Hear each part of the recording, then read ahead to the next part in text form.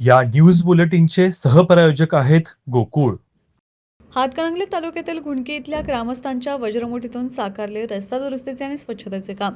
आता नाही नावासाठी, फक्त गावासाठी. माझं गाव माझा अभिमान हे स्लोगन घेऊन आपली घुणकी स्वच्छ सुंदर घुणकी या संकल्पपूर्तीसाठी माझा एक तास माझ्या गावासाठी या भावनेतून घुणकी फाटा ते गावातील महादेव मंदिर दरम्यान लोकवर्गणीतून स्वच्छता, डांबराने खड्डे भरण्याचे काम आज युवकांसह ग्रामस्थांच्या पुढाकारातून उत्साहात सुरू झाले. महामार्गानजीक घुणकी फाटा ते चावरे दरम्यान रस्त्याची अक्षरशः चाळण झाली होती. वारंवार मागणी होऊनही हा रस्ता न झाल्याने खासदार आमदार यांनी रस्ता न केल्याने युवकांनी गावात ठिकठिकाणी निषेध फलक लावले. राधाकृष्ण मंदिरात झालेल्या बैठकीत घुणकी फाटा ते महादेव मंदिर दरम्यान लोकवर्गणीतून खड्डे भरण्याचा निर्णय झाला. या रस्त्यासाठी निधी मंजूर असल्याचे ग्रामपंचायत प्रशासनाने जाहीर केले.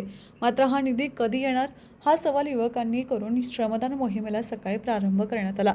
सुरुवातीला युवक, लोकप्रतिनिधी, ग्रामस्थांनी घुणकी फाट्याजवळ संत गाडगे महाराज यांच्या प्रतिमेच्या पूजनाचे गावक यांच्या सहभागातून रस्ता दुरुस्ती आणि स्वच्छतेला सुरुवात झाली.